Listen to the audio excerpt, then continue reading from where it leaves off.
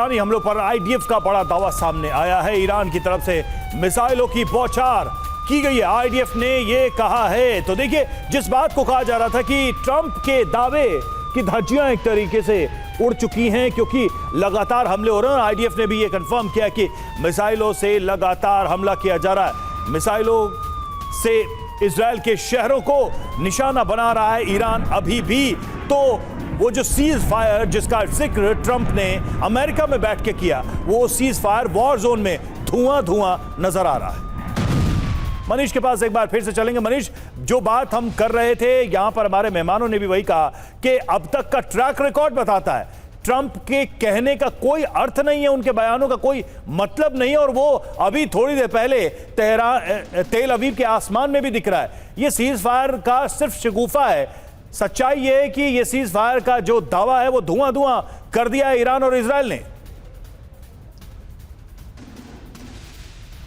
देखिए, ट्रंप के मन में एक लालच है कि कब उनको नोबेल पीस प्राइज मिल जाए, और इसलिए शायद वो हर बार अगर खाने के टेबल पर भी बैठते हैं तो वो कहते हैं cease fire, cease fire, cease fire, ताकि किसी तरीके से लोग उनको शांति का मसीहा घोषित कर दें और उनको शांति का नोबेल पुरस्कार मिल जाए। लेकिन शायद वो इस पूरे मामले की गंभीरता को नहीं समझ रहे हैं कि मामला कितना कॉम्प्लेक्स है। या तो फिर उनके एडवाइज़र उनको कहते हैं कि आपके पास दो ऑप्शन है, या तो जो सच्चाई है उसको स्वीकार करिए, या नहीं तो जो आपके मागा समर्थक है उनको खुश करने के लिए इस तरह की बातें करते रहिए। तो बहरहाल ये ट्रंप का अपना स्टैंड हो सकता है, लेकिन इजराइल के लोग या इजराइल की सरकार इस पूरे मामले को इस रूप में नहीं देख रही है। रही बात, इजराइल की सरकार को पता है कि वो जब चाहेंगे ट्रंप से अपने मन मुताबिक फैसला करवा लेंगे, और वो हुआ भी। आखिरकार इजराइल को जब ये लगा कि ईरान के फोर्डो न्यूक्लियर साइट पर अटैक करने की ज़रूरत है, और ये तभी हो सकता है जब अमेरिका के जो बंकर बस्टर बम है उनका इस्तेमाल किया जाए, तो उन्होंने अमेरिका को विवश किया, बाध्य किया, और अमेरिका ने उस पर टारगेट किया। अब बात ये आ रही है कि उसके बाद ईरान ने जिस तरीके का जवाब दिया, तो अब ट्रंप को उसका या तो जवाब देना पड़ेगा, या ट्रंप शांति के नोबेल पुरस्कार के चक्कर में कहेंगे कि कोई बात नहीं, एक थप्पड़ मैंने आपको मारा, आपने एक थप्पड़ मारा, एक गोल मैंने किया, आपने एक गोल किया, हिसाब बराबर। तो ये लड़ाई ईरान और अमेरिका की केवल लड़ाई नहीं है, ये लड़ाई ईरान और ईरान को पसंद नहीं करने वाली विचारधारा की लड़ाई है। और अगर ये जब तक एग्जिस्ट करता है तो वैसी स्थिति में ये जंग बंद नहीं हो सकती है। ट्रंप इसमें एक कैरेक्टर है, और वो कैरेक्टर स्टेबल नहीं है। वो सुबह में कोई और फैसला लेते हैं, शाम में कोई और फैसला लेते हैं।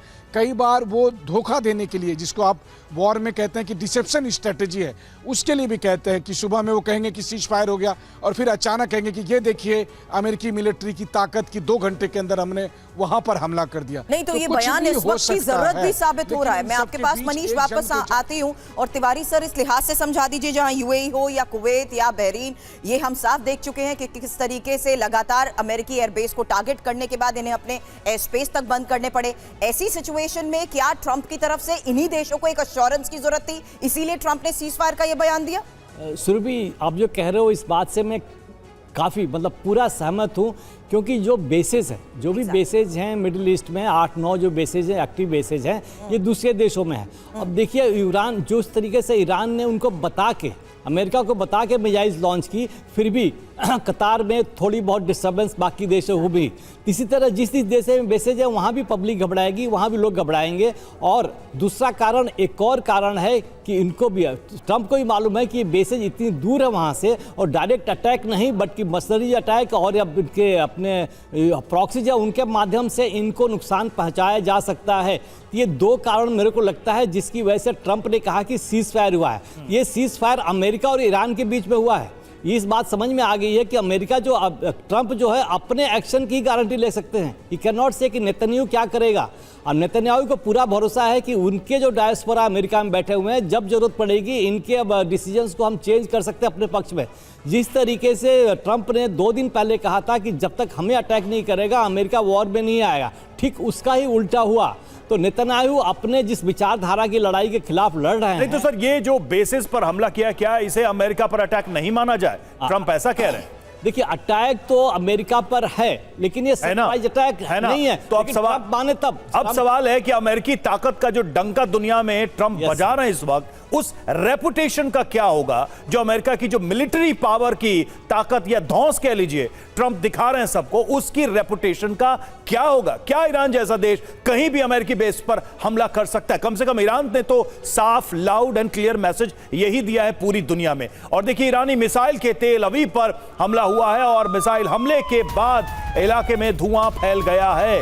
तो ईरानी मिसाइल का तेल अवीव पर हमला और हमले के बाद पूरे इलाके में फैल गया है धुआं।